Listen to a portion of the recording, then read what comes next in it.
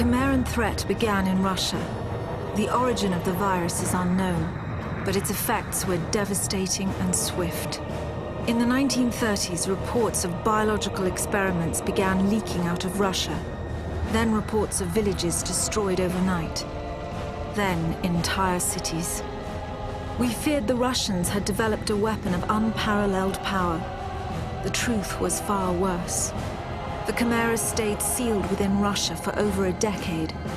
Then, in 1949, they launched an attack that overwhelmed all of Europe in a matter of weeks.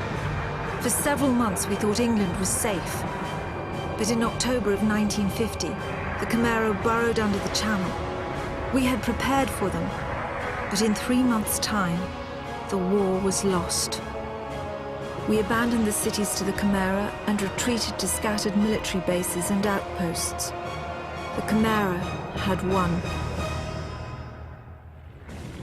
On July the 11th, 1951, the Americans launched an assault on the eastern coast of England.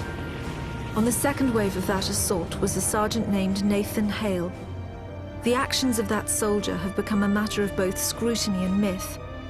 What follows are the known events of his life from July 11th to July the 14th, the day he was last seen.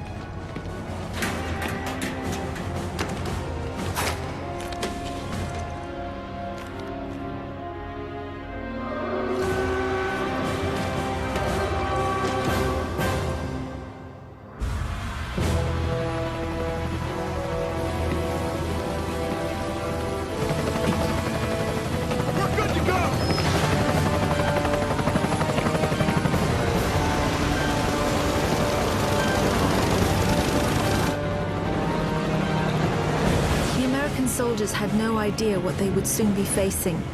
The US government had sealed its borders in 1950. Radio waves and newspapers became state property. Only the highest levels of their government knew the truth. The operation was an exchange. The Americans were bringing supplies and tanks into York. We were giving them our one secret weapon, something we could offer that they couldn't build themselves. I was the commander of the convoy team that was to meet the US soldiers. We were ambushed in Manchester on the way to the rendezvous. There was no way to warn the Americans. They were on their own in York, fighting an enemy they knew nothing about. We never learnt exactly what happened there. All we know is that Nathan Hale was the sole survivor. No! No!